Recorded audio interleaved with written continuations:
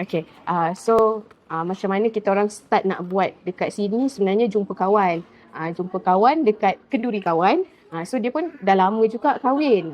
Lepas tu macam kita tak tiba-tiba nampak dia pregnant, kita pun macam excited lah tanya dia apa tips kan. So sekali dia bagi tahu dia buat IVF dekat doktor dekat Sophia Fertility dengan Dr. Saleha. So macam ikutkan sebelum ni husband pun pernah je share video dengan Dr. Saleha macam mana tentang fertility semua ni lah, kesuburan everything. So macam bila dengar kawan tu cakap, dia cakap kau try lah, dia cakap kau try pergi, dia cakap check, dia cakap tak salah pun, buat ke tak salah, yang penting kita check semua kan.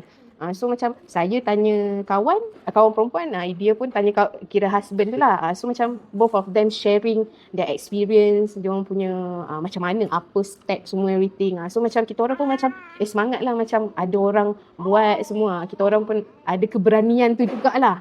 So at the end saya call terus set appointment. Tapi masa tu without husband punya knowledge. Saya terus call, saya cakap set appointment semua, and then terus bagi tahu husband, cakap, "Yang, I dah set appointment jumpa Dr. Saleha ni semua." So dia pun macam, okay lah. So like benda tu like macam zap macam tu kan. So first kita jumpa tu check lah saya punya tube semua. So alhamdulillah masa tu tak ada apa-apa masalah everything. And then check pula husband punya. So macam lagi satu, saya bersyukur pun sebab husband pun macam okay tu, bagi kerjasama untuk check sebab dia lah masing-masing pun nak. And after masuk kita orang punya anniversary bulan 2 24 tahun 24 tu masih lagi tak ada apa-apa. Terus kita orang decide lah. Decide datang sini, terus cakap dengan doktor, okay doktor, we decide to further treatment. So apa next step semua. So ambil darah, everything. So tu yang doktor advice untuk buat IUI atau IVF.